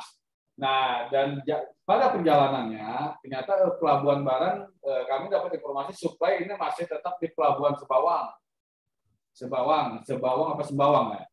Nah, kami masih mereka-reka ini gimana nih? Gimana aturan mainnya yang diingini teman-teman Tanah Tidung gimana? Terlebih dengan peti kemas yang menyatu di Bebatu ini akan memudahkan atau menyulitkan mobilisasi. Nah, ini kira-kira terkait data apa yang bisa kita siapkan untuk memberikan pemahaman dan keyakinan bahwa memang pelabuhan ini layak untuk menjadi suatu kawasan yang terintegrasi. Dan artian jangan sampai nanti peti kemasnya pelabuhannya kita terbangun, namun barang yang akan kita kirim keluar dari KDT atau katakannya ekspor tidak ada. Nah, ini kan amat sangat kita sayangkan nantinya gitu, dengan mengharapkan barang masuk saja dari luar menuju KDT dengan memanfaatkan peti kemas, namun kita tidak memanfaatkan kontainer atau peti kemas tersebut untuk membawa barang-barang produk dari KTT untuk keluar. Nah, mungkin ada teman-teman dari Bapedalitbang Kabupaten Tanah Tidung bisa menyampaikan sedikit informasi kepada kami, kepada kita peserta FGD ini terkait dengan rencana pengembangan kawasan Pelabuhan Batu. Mungkin teman-teman Kabupaten Tanah Tidung melalui Bapedalitbang bisa menyampaikan informasi.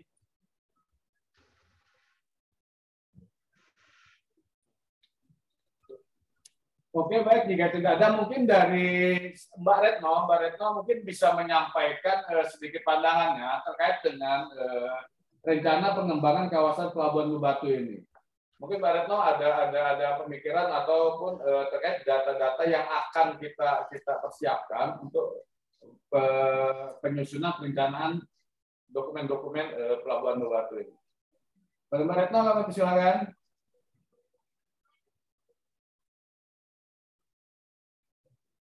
Pak Retno bisa dengar? Iya Pak, izin agak ini. Terima kasih, silakan Pak. Izin Pak, mungkin bisa diulangi karena suara Bapak kecil sekali tadi di sini. Terima kasih Pak. Suaraku baik. Ulanginya susah ini Pak, panjang ceritanya nih. Jadi intinya kira-kira kebutuhan data-data apa nih yang perlu kita persiapkan untuk penyusunan dokumen-dokumen perencanaan terkait dengan rencana pengembangan kawasan Pelabuhan Batu ini, mengingat dengan kondisi jumlah penduduk yang 25.000 sekian, dengan katakan dengan kapasitas pelabuhan sekian, apakah ini akan memberi dampak atau gimana, Pak? Mohon pandangannya, Pak Retno. Oke, yang jelas yang pertama Pak, suara saya bisa didengarkan ya? Bisa Pak, jelas.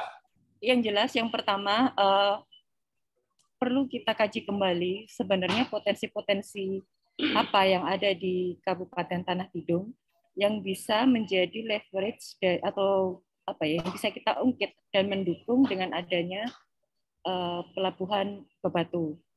Karena sebenarnya pelabuhan ini diharapkan kan tidak hanya untuk penumpang saja.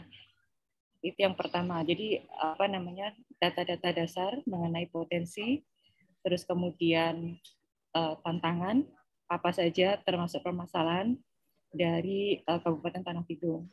Terus kemudian Pak, positioning dari Kabupaten Tanah Tidung dan Pelabuhan Batu nantinya. Artinya kita inward looking dan outward looking Pak. Posisi Kabupaten Tanah Tidung di Kaltara dan daerah sekitarnya, terus kemudian syukur-syukur kan harapannya kita bisa pelabuhan ini nggak hanya melayani Kaltara saja, tapi siapa tahu dengan mengkaji potensi dari data dasar tadi kita bisa mengkaji potensi, malah kita bisa melakukan untuk melayani istilahnya lompatan dalam tanda kutip. Kita tidak hanya melayani sekitar Kaltara dan Indonesia saja, tapi bisa mungkin ke tetangga, ke negara tetangga misalkan. Jadi memang perlu pengkajian secara komprehensif terhadap potensi yang ada di Kabupaten Tanah Tidung. Terus kemudian yang kedua tentang perencanaan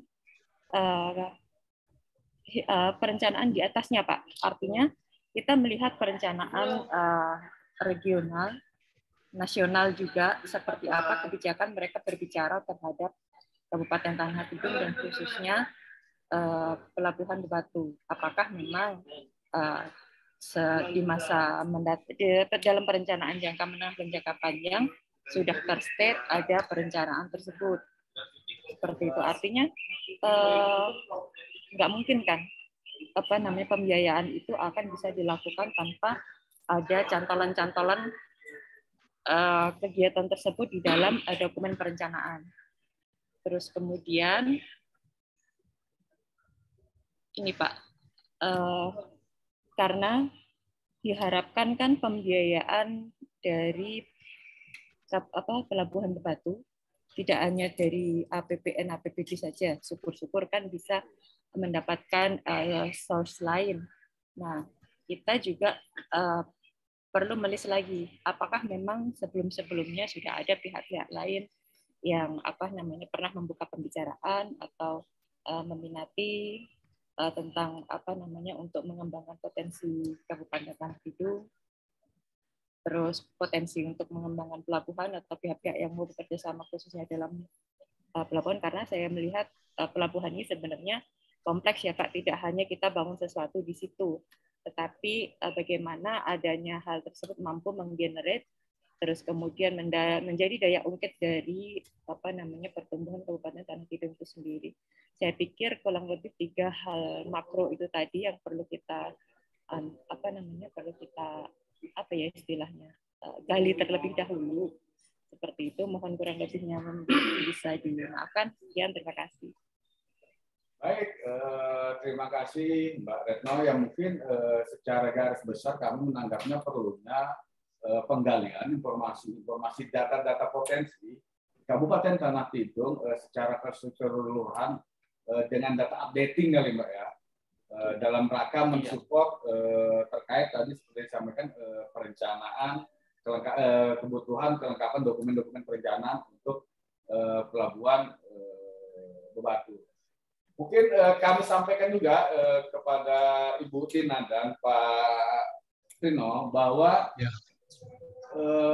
pelabuhan Bebatu ini sudah beberapa kali kita coba sampaikan terkait proses pembangunannya dan sumber pendanaannya. Dan kita coba mengupayakan melalui pihak APBN dan juga melalui dengan skema KPBU. Dan kami juga sudah melakukan identifikasi awal dengan BPKP Provinsi Kalimantan Utara terkait dengan proyek-proyek yang memungkinkan untuk kita laksanakan dengan skema KPBU. Nah, jadi ini sebagai informasi awal, tidak menutup kemungkinan dalam waktu dekat mungkin kita akan melakukan kunjungan lapangan ke Tanah Tidung. Mungkin kita Bapeda dengan BPS dan juga mungkin didampingi teman-teman dari BPS Tanah Tidung dan juga Bapeda Tanah Tidung untuk mengekspor secara garis besar. Dan artinya mungkin akan kita susun suatu studi pendahuluan, Mbak, istilahnya, ataupun pra-FS, ataupun apapun namanya, yang terkait dengan perencanaan awal dari pengembangan pelabuhan Bebatu ini. Meskipun studi kelayakan dan master plan-nya udah disusun pada tahun 2017. Mengingat kondisi perekonomian sangat dinamis ini, tentu kita sangat membutuhkan data-data yang updating terkait dengan perencanaan. Nah, mungkin ada yang bisa ditambahkan oleh rekan-rekan dari peserta FGD ini terkait dengan rencana pengembangan pelabuhan Bebatu ini. Saudara Apik, kami persilakan, mungkin ada pendapatnya dan masukannya kepada peserta FGD, kami persilakan.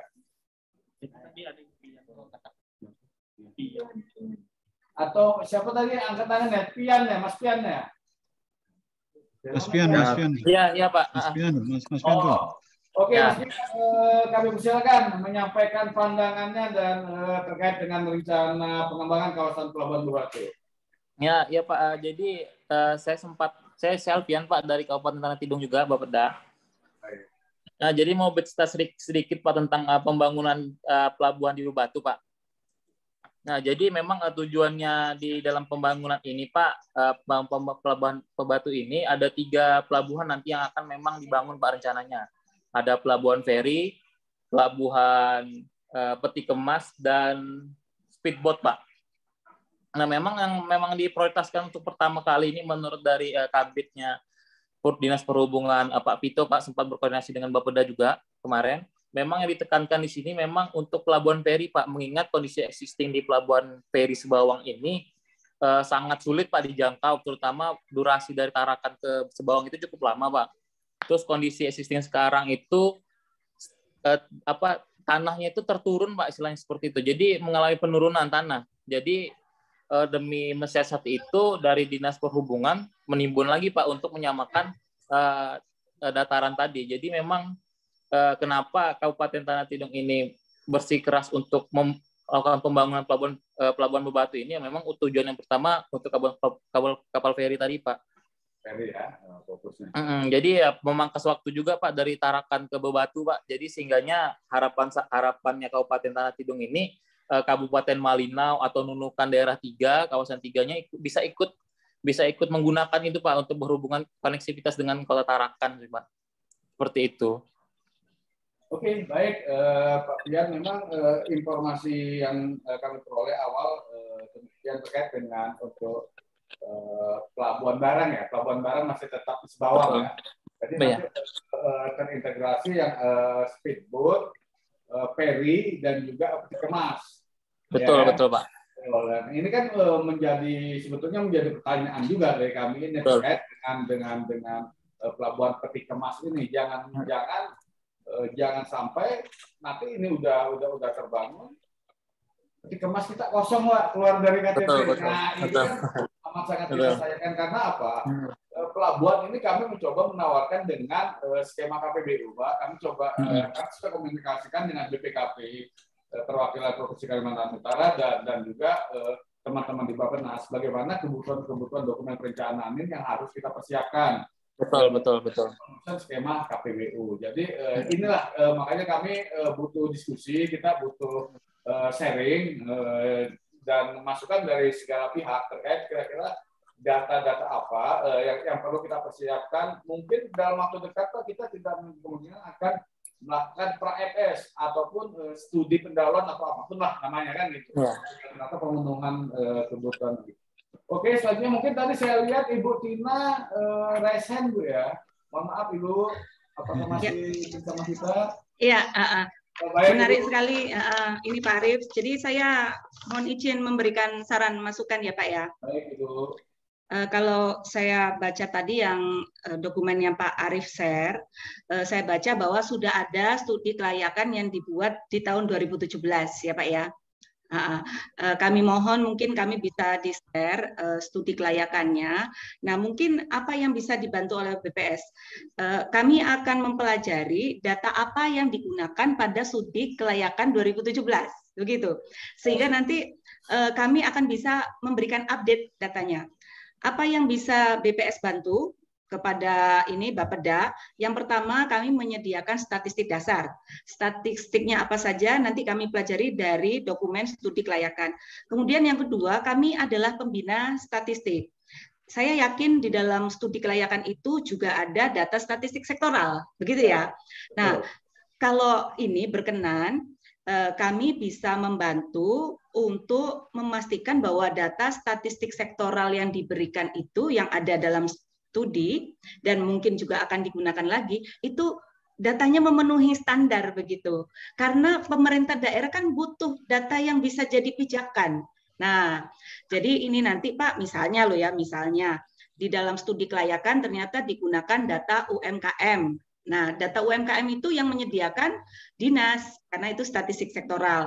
Jadi nanti Bapeda, KTT, dan juga Bapeda, Provinsi, mendekat ke BPS sebagai pembina statistik, minta data-data apa saja yang bisa kami kawal. Jadi kami jadi pembina statistik. Nanti kami ngajari, ceritanya kami ngajari. Kami ngajari dinas-dinas yang datanya dipakai di studi kelayakan, ini loh prosesnya yang benar sehingga nanti data yang digunakan dalam studi kelayakan ini memang bisa melengkapi datanya BPS yang merupakan statistik dasar. Nah, kemudian mungkin ya untuk tadi ditanyakan juga apakah proyek ini nanti akan visible begitu. Nah, yang juga bisa diberikan oleh BPS dan di sini Pak Trino itu adalah pakarnya. Sebenarnya ini sektor yang mau disasar dengan adanya proyek Pelabuhan Batu ini apa? Apakah sektor transportasi? Ini Pak Trino yang lebih tahu ya Pak ya. Nah, kemudian memang kondisinya itu bagaimana selama ini? Jadi dari sektor yang ada di PDRB itu lajunya itu yang mana yang tertinggi dan mana yang punya potensi ya, baik laju maupun juga distribusi. Nah, itu apakah nyambung? Nah, itu nanti sama dengan yang tadi ditanyakan. Jangan sampai kita sudah bikin proyek ternyata sepi. Nah, itu sebenarnya bisa dilihat dari ini pergerakan PDRB. Mungkin itu Pak, jadi kami mohon supaya kami bisa lebih optimal membantu sebelum nanti ada pertemuan selanjutnya, BPS diberi file studi kelayakan. Saya mengapresiasi ya tadi yang disampaikan Pak Trino itu sangat lengkap Pak, luar biasa ya, Bapak baru diundang kemarin, kemudian semalam jadi sebanyak itu. Untung saya minta tolong ke Pak Trino ya, nggak sanggup saya tadi kalau menyediakan sebanyak itu. Ya itu aja Pak Aris, terima kasih. Baik, terima kasih Bu Tina. Mungkin dalam waktu dekat dokumen kelayakan dan nanti akan kami sampaikan ke BPS Provinsi Kalimantan Utara. Memang dokumen ini disusun kalau tidak salah pada tahun 2017 Bu ya. Mungkin dengan kondisi saat ini, kondisi faktual saat ini dengan perkembangan yang sangat dinamis, memang kita butuh data-data yang updating dan perlu kita perbarui. Terima kasih sekali lagi ke Ibu. Mungkin Saudara Afik ada yang bisa disampaikan kepada kita di sini. Baik, terima kasih Pak Moderator. Saya mau bertanya kepada Pak Trino Ya. Terkait bentuk analisa atau jenis analisa yang biasa yang istilahnya jadi standar minimal yang kita pakai lah untuk analisa terkait potensi atau sektor unggulan yang ada di wilayah pengembangan pelabuhan seperti di KTT misalnya. Kan kalau misalnya ini kan kawasan pelabuhan di mana fungsi kepelabuhanannya di situ ya ada ferry rencananya, kemudian ada pelabuhan speedboat juga di situ. Jika proyek yang memakan atau istilahnya membutuhkan penganggaran yang besar, jika hanya dimanfaatkan untuk distribusi orang kan sangat disayangkan. Apalagi hanya antar di dalam wilayah Kaltara. Mungkin diharapkan ada dampak-dampak positif yang lain dari yang bisa dimanfaatkan dari adanya kawasan pelabuhan ini, misalnya fasilitas dari kawasan pelabuhan ini kan nanti ada kawasan pergudangan. Apa yang kita mau simpan di dalam gudang jika kita belum tahu nih apa sih potensi unggulan yang ada di wilayah kita tersebut. Bentuk-bentuk analisanya Pak, apakah kita hanya menggunakan mencari misalnya kita pakai LQ atau kita harus membandingkan lagi pakai mungkin kita mau pakai growth share atau tip share seperti itu. Bagaimana Pak? Maksudnya apa nih yang kira-kira yang bisa mendukung untuk sehingga mendorong bahwa kawasan ini layak loh untuk dikembangkan menjadi kawasan pelabuhan terpadu seperti itu. Ya. Saya ke moderator dulu ya Pak, langsung tanggapi aja Pak. Silakan ditanggapi dari Saudara. Iya, makasih Mas Apik ya. Udah bagus nih Pak. Jadi sebenarnya pertama sebelum kita beranjak kepada analisisnya, perlu kita tahu dulu kita memiliki data apa aja dulu kan. Datanya itu jenisnya apa. Yang pertama menurut saya yang perlu adalah karena ini adalah posisi pelabuhan, tentu dia adalah infrastruktur pendukung transportasi, kan gitu kan? Infrastruktur pendukung daripada transportasi atau kita bilang ada hubungan, jadi menghubungkan. Nah, tentu yang perlu kita tahu adalah berapa banyak sih penumpang yang berangkat dan datang. Kita lihat dulu. Datanya bisa bentuk bulanan begitu. Jadi berapa yang berangkat, berapa yang datang dari sisi penumpang bulanan. Tentu ini ada datanya, pasti tercatat lah menurut saya bisa di teman-teman di perhubungan atau di ASDP. Ini yang data yang paling mudah dulu. Kemudian terkait barang, barang itu berapa yang bongkar, berapa yang muat. Nah, gitu dulu kan total bongkar, total muat. Tentu data ini kalau sudah ada jumlah-jumlahnya, nanti kita lihat dalamin jenisnya apa saja jenisnya. Ya, yang saya takutnya kalau lebih banyak bongkarnya berarti kita impor. Ya, betul. Tapi kalau banyak muatnya berarti kita melakukan ekspor, kan gitu kan? Barangnya seperti itu. Kemudian dua data ini dulu penting, kemudian data pendukung, infrastruktur, misalkan listrik, kelistrikannya ada nggak jaringan ke sana?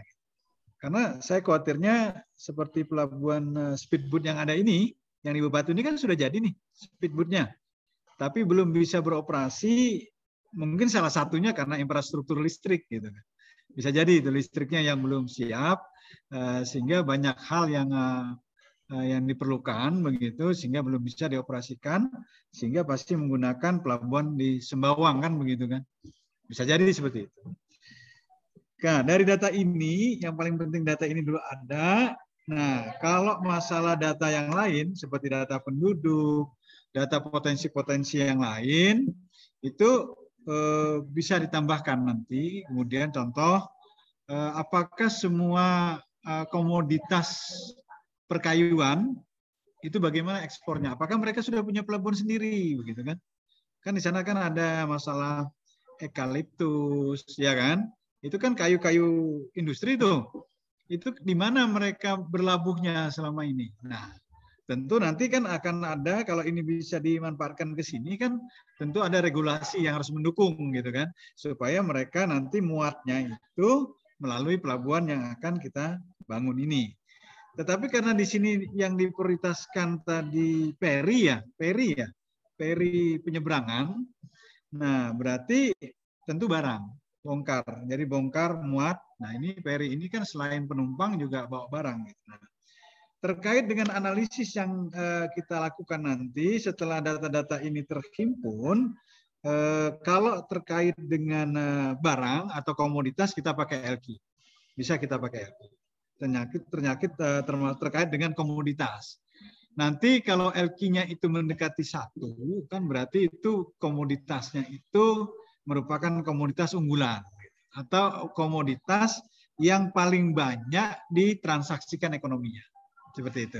Nah, kemudian menurut saya karena ini kewilayahan, nanti perlu kita analisisnya SEPSER.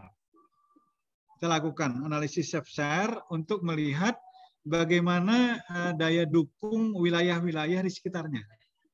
Jadi bagaimana Tarakan terhadap KTT, bagaimana Malinau dengan KTT, apakah mungkin speedboat dari Malinau harus stop di KTT gitu, ataukah mereka nanti dari uji analisis SEPSER-nya ternyata lewat saja gitu kan, lewat saja. Jadi tidak ada magnet yang bisa menarik agar mereka mau nyambangin pelabuhan ini. Gitu. Nah, ini SEPSER.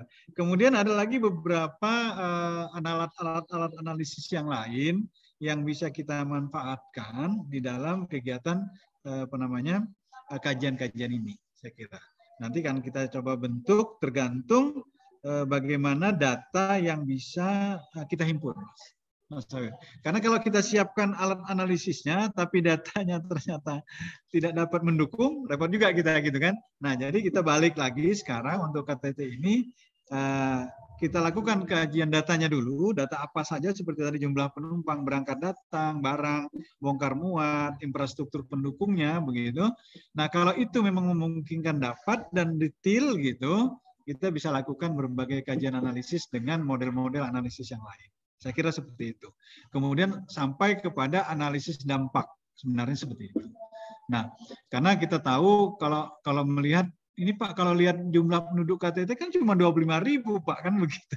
Kecil sekali ya. Tetapi kita analisis dampaknya nanti bisa terjadi multiplier effect terhadap pelabuhan ini begitu. Karena menurut saya satu yang paling saya lihat pertama adalah pelabuhan ini letaknya strategis dan langsung ke laut. Jadi tidak melalui alur sungai. Tidak ada alur sungainya. Tentu kerawanan kecelakaannya lebih dapat minimal. Karena kalau ada pelabuhan terus masuk alur sungai begitu, ini rawan kecelakaannya sering terjadi. Kalau ini dia langsung laut nih kayaknya. Kalau Bebatu ini kan langsung laut ya. Nah, jadi kecepatannya bagus. Nah, sebagaimana kita ketahui pada zaman-zaman dulu sejarah mengatakan suatu daerah yang memiliki pelabuhan laut yang bisa terkoneksi dengan beberapa daerah, ini akan membuat daerah itu akan berkembang pesat. Seperti itu Mas Apip kira-kira. Mudah-mudahan nanti kita lihat datanya dulu, nanti masalah jenis-jenis analisisnya kita bisa pakai beberapa alat analisis. Saya kira itu dulu. Ya Pak, terima kasih. Ya. Baik, terima kasih Pak Tris.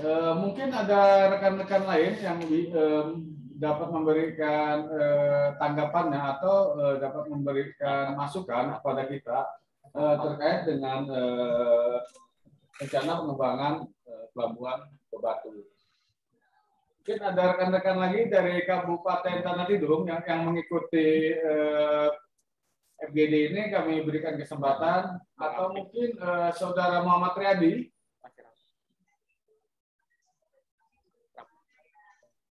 Oke, Mas Pian, bagaimana? Ada informasi lagi, informasi awal, informasi pendahuluan yang perlu kami ketahui terkait dengan langkah-langkah strategis yang sudah dilakukan pemerintah Kabupaten Tanah Tidung dalam upaya untuk percepatan progres pembangunan pelabuhan ini. Ada informasi lagi Pak sedikit. Jadi mengenai hambatan terbesarnya mungkin terletak di Pelabuhan Bebatu ini terletak pada status lahan yang tetap Pak. Karena memang mengingat status lahan di Kabupaten Tanah Tidung ini memang belum clear Pak. Jadi memang itu sih Pak yang memang jadi kendala kita sendiri, bahwa di Kabupaten Tanah Tidung ini untuk membangun sesuatu agak sulit. Tapi betul apa yang disampaikan oleh narasumber, memang kajian-kajian yang kami lakukan memang kembali ke dasar tadi, bahwa daerah yang memang memiliki pelabuhan, yang memiliki konektivitas tadi akan lebih maju Pak. Jadi harapan kami untuk Kabupaten Tanah Tidung, jadi Kabupaten Tanah Tidung itu pintunya itu adalah Bebatu Pak untuk kawasan perairannya Pak. Ya. Itu aja Pak. Oke, baik, terima kasih. Semoga ini bukan rahasia lagi ya, bahwa sebagian besar Tanah Tidung ini dikuasai oleh HPH. Nah, ini kan kita masih dalam proses Pak ya, dalam proses pelepasan kawasan yang termasuk untuk pembangunan pusat pemerintahan. Yang berapa? 400 atau 600 hektar itu ya? Ya, betul Pak. 450 hektar Pak. Berarti kawasan Pelabuhan Bebatu ini tidak termasuk yang 400 itu ya? Di luar ya? Termasuk Pak. Termasuk ya? Iya. Termasuk ya, dalam artian ini mungkin pada saat ini kan sedang berproses ya. Betul. Dan kita pun berkolaborasi nih, berproses juga, mudah-mudahan pada saat yang bersamaan akan ketemu nanti titik temu. Oke, kita bisa break sebentar, mohon maaf, ada ajan asar. Kita break 2 menit. Terima kasih Mas Tri.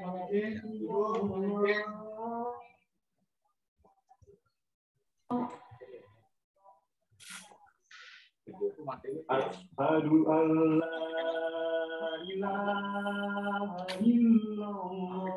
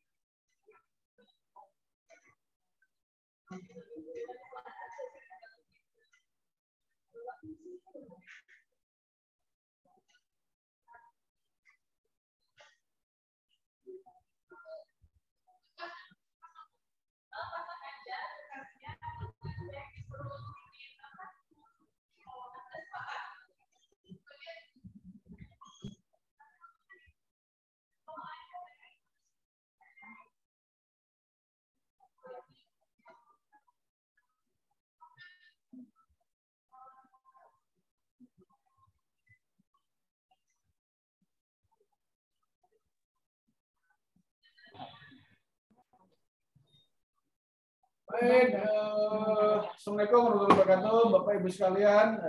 Apakah masih ready di depan kamera? Kami mohon maaf, tadi kita memberi kesempatan rekan-rekan yang melakukan kelola data, dan kita kembali lagi untuk memulai FGD. Nah, sebagaimana informasi yang disampaikan oleh teman dari Bapeda Talati itu bahwa kendala utama selain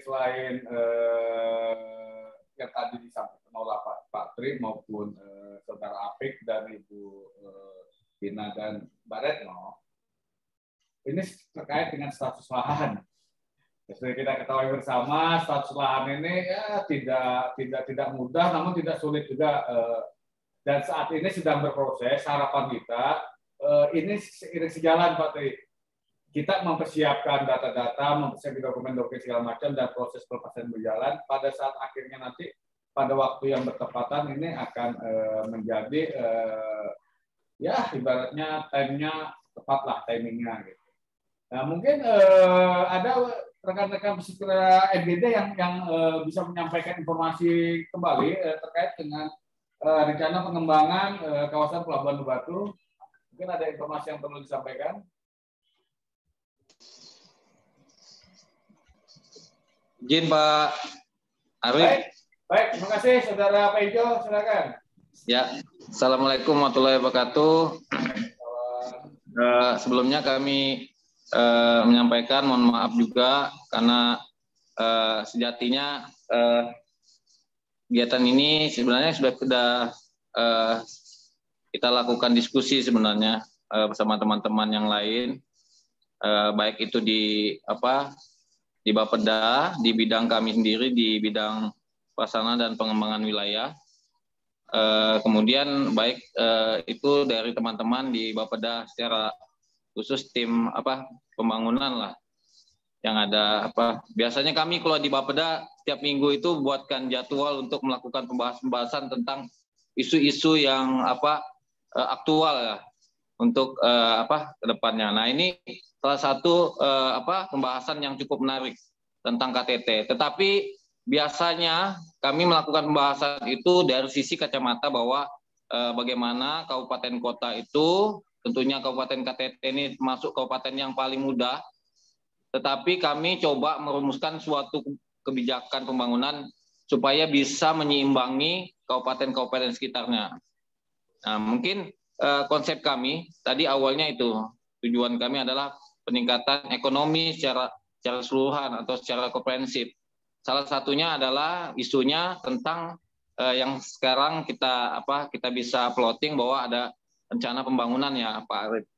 Baik. Nah, jadi mungkin ini langkah awal buat kita teman-teman. Tadi sudah dari teman-teman khususnya Bapeda lah, kita sudah dapat, pinginnya kami dapat gambaran tadi, dapat transfer knowledge dari teman-teman BPS tadi.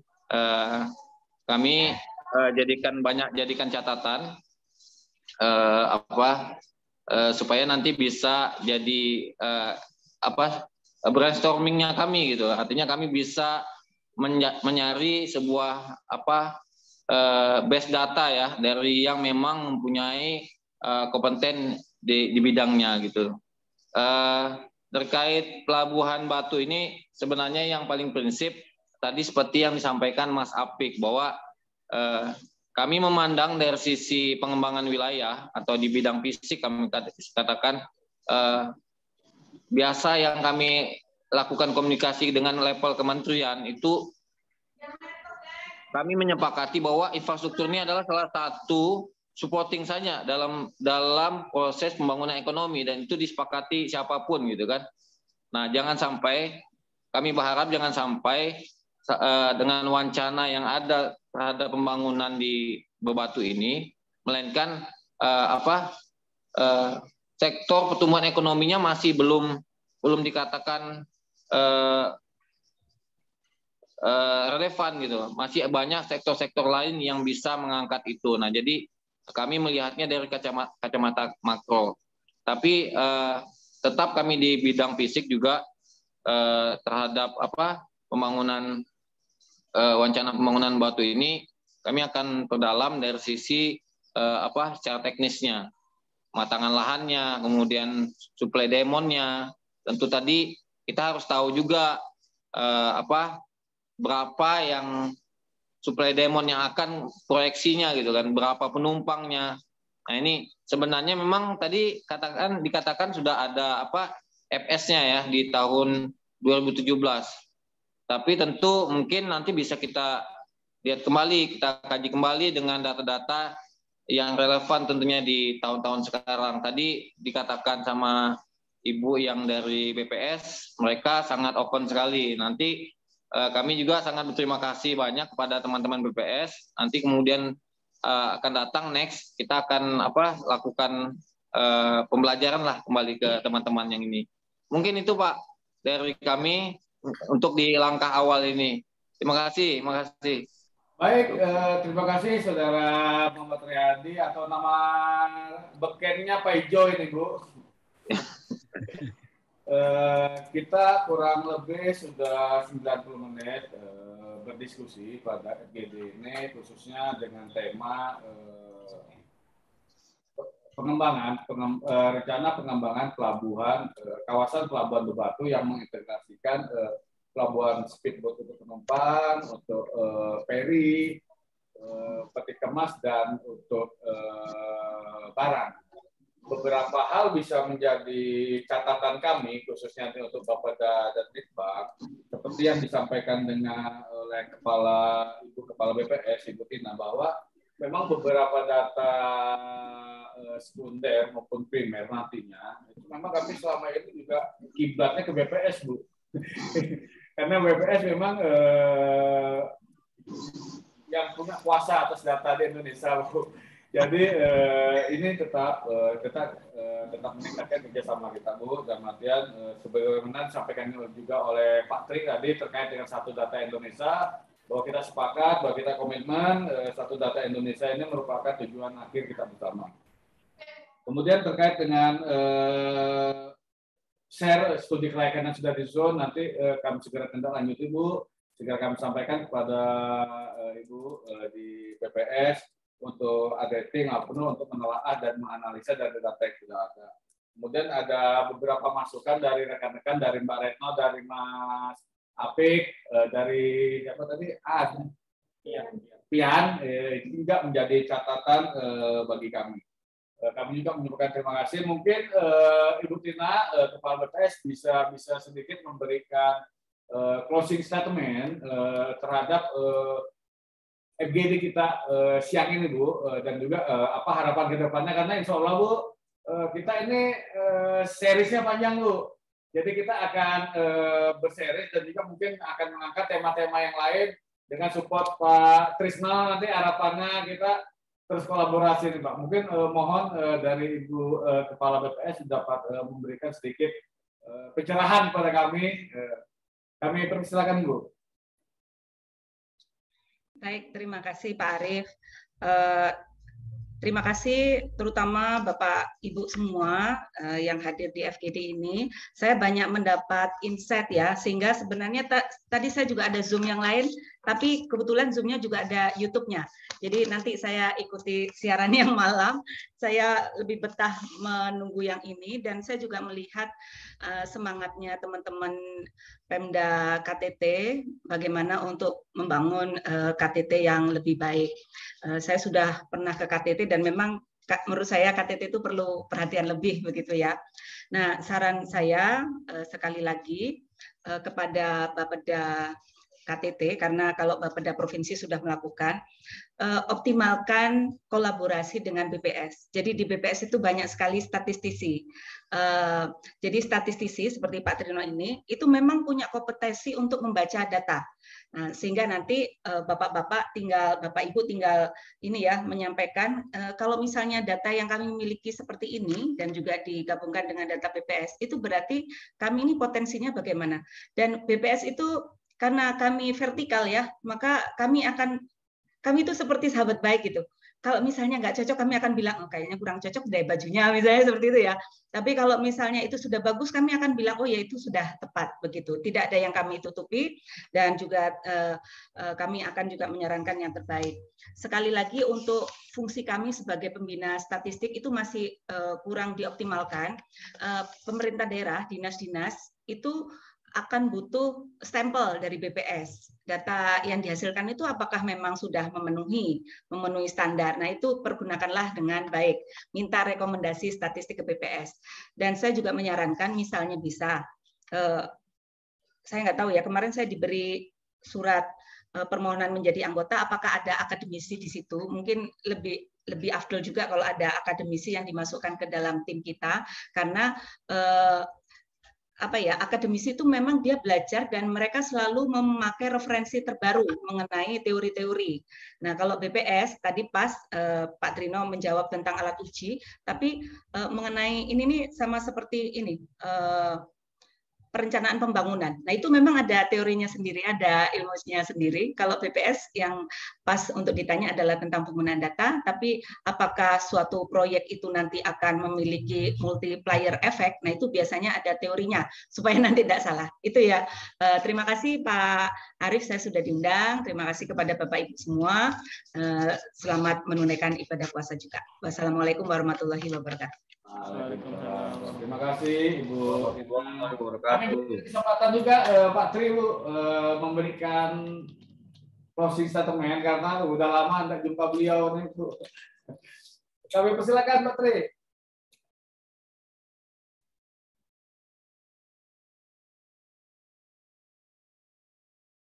Masih di mute Pak Trino, masih di mute. Terima kasih Mas Arief. Dalam kesempatan yang baik ini, tentu semua isu terkini kita gitu, apapun bentuknya begitu, apapun wujudnya terkait dengan isu-isu terkini, memang perlu kita diskusikan bersama, Pak. Perlu kita diskusikan bersama. Nanti tentu dari hasil diskusi itu kita akan mendapatkan pencerahannya. Kemudian bagaimana kita menyikapi atas isu terkini itu, kemudian memaknainya, bahkan kita bisa memanfaatkannya, kemudian juga bisa menyebarluaskannya, begitu. Bisa melalui berbagai tulisan kita, begitu, yang sudah kita diskusikan bersama, begitu. Termasuk juga kita memberikan semacam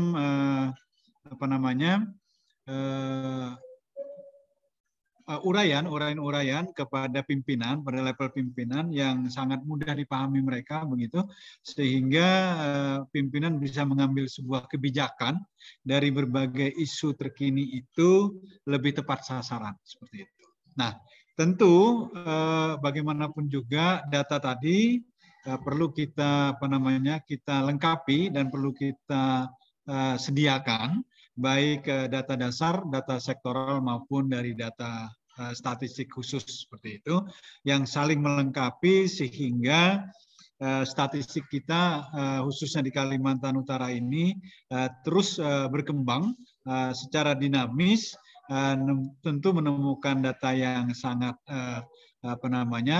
yang sangat akurat, kemudian yang mutakhir, kemudian konsisten. Yang paling penting itu konsisten datanya. Nah, jangan sampai nanti ada jumlah gedung SD tahun ini 10, begitu tahun depan kira-kira jatuhnya 8, terus kita nggak tahu duanya itu kemana, begitu. Apakah tergerus, apakah tergusur, apakah terbakar, kan begitu. Nah, ini perlu, bukan data itu salah, 10 menjadi 8, tapi kita konsisten bisa menjawab kenapa data itu turun, kenapa data itu naik, seperti itu. Saya kira itu Pak yang terakhir yang paling penting dengan kami. Tentu harapan kami di BPS senantiasa punya keinginan besar bagaimana kami bisa membantu semua stakeholder, terutama pemerintah provinsi dan kabupaten kota, dan juga mudah-mudahan semua data yang kami dapatkan yang merupakan output BPS dapat dijadikan sebagai pijakan dalam perencanaan dan monitoring serta evaluasi pembangunan di provinsi yang kita sama-sama sayangi ini. Demikian Pak yang bisa kami sampaikan. Terima kasih. Wassalamualaikum warahmatullahi wabarakatuh. Waalaikumsalam. Terima kasih Pak Tri, juga terima kasih rekan-rekan semua yang berkenan meluangkan waktu kurang lebih 90 menit pada hari ini terkait dengan rencana pembangunan dan pengembangan wilayah di Kabupaten Tanah Tidung. Dan kami harap kita akan berjumpa lagi dengan di FGD selanjutnya, Pak, karena masih banyak tema-tema menarik yang menjadi bahan diskusi kita, dan kami tetap berharap, tetap berkehendak BPS sebagai partner kami dalam penyaring data tetap berkenan memenuhi undangan kami. Sekali lagi Ibu Kepala, atas nama Bapak Litbang Provinsi Kalimantan Utara mewakili Bapak Kabar, kami mengucapkan terima kasih. Pak Tri, kami terima kasih. Sampai jumpa pada lain kesempatan, dan semuanya terima kasih atas kesediaannya. Assalamualaikum warahmatullahi wabarakatuh. Waalaikumsalam warahmatullahi wabarakatuh. Waalaikumsalam warahmatullahi wabarakatuh. Mohon izin live ya. Terima kasih Pak. Ya, izin ya. Ya, izin Pak ya. Mohon maaf ini. Jumpa lagi.